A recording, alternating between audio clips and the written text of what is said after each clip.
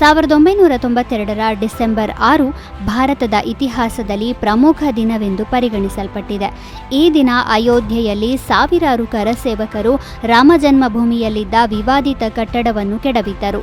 ಈ ವಿವಾದಿತ ರಚನೆಯ ಬಗ್ಗೆ ನೂರಾರು ವರ್ಷಗಳಿಂದ ವಿವಾದಗಳು ನಡೆಯುತ್ತಿದ್ದವು. ಬಿಜೆಪಿ ನಾಯಕ ಮತ್ತು ಮಾಜಿ ಉಪಪ್ರಧಾನಿ ಲಾಲ್ ಕೃಷ್ಣ ಅಡ್ವಾಣಿ ಅವರು 1990ರಲ್ಲಿ ರಾಮಮಂದಿರ ನಿರ್ಮಾಣಕ್ಕಾಗಿ ಚಳುವಳಿಯನ್ನು ಪ್ರಾರಂಭಿಸಿದರು. ಆನಂತರ ಈ ಆಂದೋಲನ ಜನಾಂದೋಲನವಾಯಿತು. ಕ್ರಮೇಣ ದೇಶದೆಲ್ಲೆಡೆಯಿಂದ ರಾಮ ಭಕ್ತರು ಸೇರತೊಡಗಿದರು. 1992ರ ಡಿಸೆಂಬರ್ 5ರ ಬೆಳಿಗ್ಗೆ ಕರಸೇವಕರು ಅಯೋಧ್ಯೆಯ ವಿವಾದಿತ ಕಟ್ಟಡದ ಬಳಿಗೆ ಬರಲು ಪ್ರಾರಂಭಿಸಿದರು. ಆಗ ವಿವಾದಿತ ಕಟ್ಟಡದ ಮುಂದೆ ಭಜನೆ ಕೀರ್ತನೆ ಮಾಡಲು ಮಾತ್ರ ಸುಪ್ರೀಂ ಕೋರ್ಟ್ ಅನುಮತಿ ನೀಡಿತ್ತು. ಆದರೆ ಡಿಸೆಂಬರ್ 6ರಂದು ವಿವಾದಿತ ಕಟ್ಟಡವನ್ನು ಕೆಡವಲಾಯಿತು ಮತ್ತು ಅದೇ ದಿನ ಬಾಲರಾಮನ ತಾತ್ಕಾಲಿಕ ದೇವಾಲಯವನ್ನು ನಿರ್ಮಿಸಿ ಪೂಜೆಯನ್ನು ಪ್ರಾರಂಭಿಸಲಾಯಿತು. ವಿವಾದಿತ ಕಟ್ಟಡವನ್ನು ಕೆಡವುವ ಘಟನೆಯು ದೇಶಾದ್ಯಂತ ಕೋಮು ಉದ್ವಿಗ್ನತೆ ಮತ್ತು ಹಿಂಸಾಚಾರಕ್ಕೆ ಕಾರಣವಾಯಿತು. ಪರಿಣಾಮವಾಗಿ ಅನೇಕ ನಗರಗಳಲ್ಲಿ ಗಲಭೆಗಳು ಭುಗಿಲೆದ್ದವು. ಇದಲ್ಲದೆ ಈ ಪ್ರಕರಣವು ದೀರ್ಘಕಾಲದವರೆಗೆ ಭಾರತೀಯ ನ್ಯಾಯಾಂಗದಲ್ಲಿ ವಿಚಾರಣಾಧೀನವಾಗಿಯೇ ಉಳಿಯಿತು. ಅಂತಿಮವಾಗಿ 2019ರ ನವೆಂಬರ್ 9ರಂದು ಸುಪ್ರೀಂ ಕೋರ್ಟ್ ತನ್ನ ಐತಿಹಾಸಿಕ ತೀರ್ಪಿನಲ್ಲಿ ರಾಮ ಮಂದಿರ ನಿರ್ಮಾಣಕ್ಕಾಗಿ ವಿವಾದಿತ ಭೂಮಿಯನ್ನು ಹಸ್ತಾಂತರಿಸಿತು ಮತ್ತು ಮಸೀದಿ ನಿರ್ಮಾಣಕ್ಕೆ ಪ್ರತ್ಯೇಕ ಭೂಮಿಯನ್ನು ಮುಸ್ಲಿಮರಿಗೆ ನೀಡುವಂತೆ ಆದೇಶಿಸಿತು. ಅದರ ನಂತರ 2024ರ ಜನವರಿ 22ರಂದು ಅಯೋಧ್ಯೆಯಲ್ಲಿ ಶ್ರೀರಾಮ ಮಂದಿರವನ್ನು ಉದ್ಘಾಟಿಸಲಾಯಿತು. ಭಾರತದ ಸಂವಿಧಾನ ರಚನೆಕಾರ ಮತ್ತು ಸಮಾಜ ಸುಧಾರಕ ಡಾಕ್ಟರ್ ಭೀಮರಾವ್ ಅಂಬೇಡ್ಕರ್ ಅವರು 1956ರ ಡಿಸೆಂಬರ್ 6ರಂದು ಕೊನೆಯುಸಿರೆಳೆದರು. ಅವರು ಸಾಮಾಜಿಕ ನ್ಯಾಯ, ಸಮಾನತೆ ಮತ್ತು ಮಾನವ ಹಕ್ಕುಗಳಿಗೆ ಮೀಸಲಾಗಿದ್ದ ಮಹಾನ್ ನಾಯಕರಾಗಿದ್ದರು. ಅಂಬೇಡ್ಕರ್ ಅವರನ್ನು ಭಾರತದ ಸಂವಿಧಾನದ ಮುಖ್ಯ ಶಿಲ್ಪಿ ಎಂದು ಪರಿಗಣಿಸಲಾಗಿದೆ. ಅವರು ದೇಶದ ಮೊದಲ ಕಾನೂನು ಸಚಿವರೂ ಆಗಿದ್ದರು. ಡಾಕ್ಟರ್ ಅಂಬೇಡ್ಕರ್ ಅವರು ತಮ್ಮ ಜೀವನದಲ್ಲಿ ಅಸ್ಪೃಶ್ಯತೆ, ಜಾತಿ ತಾರತಮ್ಯ ಮತ್ತು ಸಾಮಾಜಿಕ ಅಸಮಾನತೆಯ ವಿರುದ್ಧ ಹೋರಾಡಿದರು. ಅವರು ಶಿಕ್ಷಣ ಮತ್ತು ಹಕ್ಕುಗಳನ್ನು ಸಾಮಾಜಿಕ ಸುಧಾರಣೆಯ ಪ್ರಮುಖ ಸಾಧನವೆಂದು ಪರಿಗಣಿಸಿದರು. ದಲಿತರು ಮತ್ತು ಇತರ ಹಿಂದುಳಿದ ವರ್ಗಗಳ ಹಕ್ಕುಗಳಿಗಾಗಿ ನಿರಂತರವಾಗಿ ಹೋರಾಡಿದ ಅವರು ಭಾರತೀಯ ಸಮಾಜದಲ್ಲಿ ಸಮಾನತೆಯ ತತ್ವವನ್ನು ಸ್ಥಾಪಿಸುವಲ್ಲಿ ಗಮನಾರ್ಹ ಕೊಡುಗೆಗಳನ್ನು ನೀಡಿದರು. ಡಿಸೆಂಬರ್ 6ಅನ್ನು ಅವರ ಅನುಯಾಯಿಗಳು ಮಹಾಪರಿನಿರ್ವಾಣ ದಿನವನ್ನಾಗಿ ಆಚರಿಸುತ್ತಾರೆ.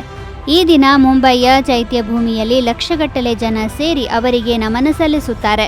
ಅಂಬೇಡ್ಕರ್ ಅವರು ತಮ್ಮ ಜೀವಿತಾವಧಿಯಲ್ಲಿ ಸ್ಥಾಪಿಸಿದ ವಿಚಾರಗಳು ಮತ್ತು ಮೌಲ್ಯಗಳು ಇಂದಿಗೂ ಸಾಮಾಜಿಕ ನ್ಯಾಯ ಮತ್ತು ಸಮಾನತೆಯ ವಿಚಾರದಲ್ಲಿ ಸಮಾಜಕ್ಕೆ ಸ್ಫೂರ್ತಿಯಾಗಿ ಉಳಿದಿವೆ. ಪರಮವೀರ ಚಕ್ರ ಪ್ರಶಸ್ತಿ ಪುರಸ್ಕೃತರಾಗಿದ್ದ ಮೇಜರ್ ಹೋಶಿಯಾರ್ ಸಿಂಗ್ ದಹಿಯಾ ಅವರು 1998ರ ಡಿಸೆಂಬರ್ 6ರಂದು ಜೈಪುರದಲ್ಲಿ ಕೊನೆಯುಸಿರೆಳೆದರು. 1957ರಲ್ಲಿ ಹೋಶಿಯಾರ್ ಸಿಂಗ್ ಅವರು ಭಾರತೀಯ ಸೇನೆಯ ಜಾಟ್ ರೆಜಿಮೆಂಟ್ನ ಭಾಗವಾದರು ಮತ್ತು ನಂತರ ಅಲ್ಲಿಂದ ಅವರು 3 ಗ್ರೆನೇಡಿಯರ್ಸ್ಗೆ ಸೇರಿದರು. 1971ರ ಭಾರತ-ಪಾಕಿಸ್ತಾನ ಯುದ್ಧದ ಸಮಯದಲ್ಲಿ ಗ್ರೆನೇಡಿಯರ್ ರೆಜಿಮೆಂಟ್ನ 3ನೇ ಬೆಟಾಲಿಯನ್ ಅನ್ನು ಶಕರ್ಗಢಕ್ಕೆ ಕಳುಹಿಸಲಾಯಿತು. 10 ದಿನಗಳಲ್ಲಿ ಮೇಜರ್ ಹೋಶಿಯಾರ್ ಸಿಂಗ್ ನೇತೃತ್ವದಲ್ಲಿ ಗ್ರೆನೇಡಿಯರ್ ರೆಜಿಮೆಂಟ್ನ 3ನೇ ಬೆಟಾಲಿಯನ್ ಅದ್ಭುತ ಮುನ್ನಡೆ ಸಾಧಿಸಿತು. ಭಾರತದ ಪೂರ್ವ ಗಡಿಯಲ್ಲಿನ ಹೋರಾಟವು 1971ರ ಡಿಸೆಂಬರ್ 16ರಂದು ಕೊನೆಗೊಂಡಿತು. ಆದರೆ ಪಶ್ಚಿಮ ಗಡಿಯಲ್ಲಿ ಹೋರಾಟ ಮುಂದುವರಿಯಿತು. 1971ರ ಡಿಸೆಂಬರ್ 17ರಂದು ಪಾಕಿಸ್ತಾನಿ ಸೇನೆಯು ಮತ್ತೊಮ್ಮೆ ಭಾರೀ ದಾಳಿ ನಡೆಸಿತು. ಆ ದಾಳಿಯಲ್ಲಿ ಹೋಶಿಯಾರ್ ಸಿಂಗ್ ಗಂಭೀರವಾಗಿ ಗಾಯಗೊಂಡಿದ್ದರು. ಗಾಯಗೊಂಡರೂ ಕೂಡ ಸೈನಿಕರನ್ನು ಹುರಿದುಂಬಿಸುತ್ತಲೇ ಇದ್ದರು. ಯಾವ ಅಡೆತಡೆಯೂ ಅವರನ್ನು ತಡೆಯಲು ಸಾಧ್ಯವಿರಲಿಲ್ಲ. ಅವರು ಶತ್ರು ಸೈನ್ಯದ ಮೇಲೆ ಎಷ್ಟು ವೇಗದಲ್ಲಿ ದಾಳಿ ಮಾಡಿದರು ಎಂದರೆ ಪಾಕಿಸ್ತಾನದ ಸೈನ್ಯವು ಭಾರೀ ನಷ್ಟವನ್ನು ಎದುರಿಸಬೇಕಾಯಿತು. ಮೇಜರ್ ಹೋಶಿಯಾರ್ ಸಿಂಗ್ ಅವರ ಅದಮ್ಯ ಧೈರ್ಯಕ್ಕಾಗಿ ಅವರಿಗೆ ಭಾರತದ ಅತ್ಯುನ್ನತ ಮಿಲಿಟರಿ ಗೌರವವಾದ ಪರಮವೀರ ಚಕ್ರವನ್ನು ನೀಡಿ ಗೌರವಿಸಲಾಯಿತು. 1704ರ ಡಿಸೆಂಬರ್ 6ರಂದು ಸಿಖ್ ಧರ್ಮದ 10ನೇ ಗುರು ಗೋವಿಂದ ಸಿಂಗ್ ಜಿ ನೇತೃತ್ವದಲ್ಲಿ ಮೊಘಲರ ವಿರುದ್ಧ ಚಮ್ಕೌರ್ ಯುದ್ಧ ನಡೆಯಿತು. ಈ ಐತಿಹಾಸಿಕ ಯುದ್ಧವು ಪಂಜಾಬ್ನ ಚಮ್ಕೌರ್ ಸಾಹಿಬ್ನಲ್ಲಿ ನಡೆಯಿತು. ಈ ಯುದ್ಧವನ್ನು ಸಿಖ್ ಇತಿಹಾಸದಲ್ಲಿ ಶೌರ್ಯ ಮತ್ತು ತ್ಯಾಗದ ಸಂಕೇತವೆಂದು ಪರಿಗಣಿಸಲಾಗಿದೆ. ಈ ಯುದ್ಧದಲ್ಲಿ ಗುರು ಗೋವಿಂದ ಸಿಂಗ್ ಜಿಯೊಂದಿಗೆ ಕೇವಲ 40 ಸಿಖ್ ಯೋಧರಿದ್ದರು. ಆದರೆ ಮೊಘಲ್ ಸೈನ್ಯವು ಸಾವಿರಾರು ಸಂಖ್ಯೆಯಲ್ಲಿತ್ತು. ಈ ಯುದ್ಧವು ಗುರೂಜಿಯವರ ಇಬ್ಬರು ಪುತ್ರರಾದ ಸಾಹಿಬ್ಜಾದಾ ಅಜಿತ್ ಸಿಂಗ್, ಸಾಹಿಬ್ಜಾದಾ ಜುಜಾರ್ ಸಿಂಗ್ ಮತ್ತು ಇತರ ಕೆಚ್ಚೆದೆಯ ಸಿಖ್ಖರ ತ್ಯಾಗಕ್ಕೆ ಹೆಸರುವಾಸಿಯಾಗಿದೆ. ಅವರೆಲ್ಲ ತಮ್ಮ ಅದಮ್ಯ ಧೈರ್ಯ ಮತ್ತು ತ್ಯಾಗದಿಂದ ಶತ್ರು ಸೇನೆಗೆ ತಕ್ಕ ಪ್ರತ್ಯುತ್ತರ ನೀಡಿದರು. ಗುರು ಗೋವಿಂದ ಸಿಂಗ್ ಜಿ ಅವರು ತಮ್ಮ ಸೀಮಿತ ಸಹಚರರೊಂದಿಗೆ ಚಮ್ಕೌರ್ ಕೋಟೆಯಲ್ಲಿ ಮಾಡಿದ ಪ್ರತಿರೋಧವು ಇತಿಹಾಸದಲ್ಲಿ ಅಜರಾಮರವಾಯಿತು. ಗುರು ಗೋವಿಂದ ಸಿಂಗ್ ಜಿ ಈ ಯುದ್ಧವನ್ನು ನಡೆಸಿದ ಸಮಯದಲ್ಲಿ ಮೊಘಲರ ದಬ್ಬಾಳಿಕೆಯ ನೀತಿಗಳು ಉತ್ತುಂಗದಲ್ಲಿದ್ದವು. ಮೊಘಲರು ಜನರನ್ನು ಬಲವಂತವಾಗಿ ಮತಾಂತರ ಮಾಡುವುದರಲ್ಲಿ ನಿರತರಾಗಿದ್ದರು. ಗುರು ಗೋವಿಂದ ಸಿಂಗ್ ಜಿ ಇದನ್ನು ವಿರೋಧಿಸಿದರು ಮತ್ತು ಮೊಘಲರ ವಿರುದ್ಧ ಹೋರಾಡಲು ಮುಂದಾದರು. ಈ ಕಾರಣಕ್ಕಾಗಿ ಮೊಘಲರು ಅವರನ್ನು ಕೊಲ್ಲಲು ಅಥವಾ ಜೀವಂತವಾಗಿ ಸೆರೆ ಹಿಡಿಯಲು ಬಯಸಿದ್ದರು.